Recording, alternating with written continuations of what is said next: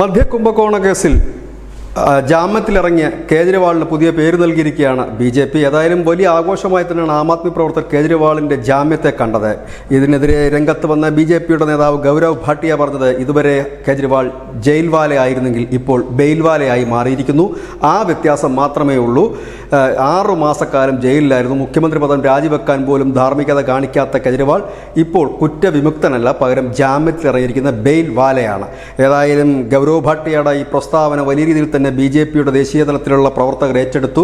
ജയിൽവാല ഇപ്പോൾ ബെയിൽവാല ആയിരിക്കുന്നു എന്നുള്ളത് തന്നെയാണ്. കാരണം ഇതിന് മുൻപ് ബി.ജെ.പി. പ്രചരണം നടത്തിയത് മുഴുവൻ ജയിൽവാല എന്ന് പറഞ്ഞുകൊണ്ടായിരുന്നു. ലോക്സഭാ തെരഞ്ഞെടുപ്പ് കാലത്തൊക്കെ പ്രചരണം നടത്തിയത്. 7 സീറ്റും ബി.ജെ.പി. നേടുകയും ചെയ്തു ദില്ലി പാർലമെൻറ്റ് തെരഞ്ഞെടുപ്പിൽ. ഇപ്പോൾ ഏതായാലും വീണ്ടും കേജ്രിവാൾ ഇറങ്ങുന്നു. ഇത് കൂടുതൽ വാദപ്രതിവാദങ്ങൾക്ക് കാരണമാകുന്ന ദിവസങ്ങളാണ് ഇനി വരാൻ പോകുന്നത്. കാരണം ഹരിയാനയിലടക്കം ആം ആദ്മി പാർട്ടി മത്സരിക്കുന്നുണ്ട്. വലിയ മത്സരമാണ് ബി.ജെ.പിയും കോൺഗ്രസും ആം ആദ്മി പാർട്ടിയും എല്ലാം ചേർന്ന് ഹരിയാനയിൽ നടത്തുന്നത്. അവിടത്തേക്ക് വേണ്ടി കേജ്രിവാൾ എത്തുമ്പോൾ ഇനി ഈ ബെയിൽവാല എന്തു പറയുമെന്നാണ് നോക്കുന്നത്. News desk news India.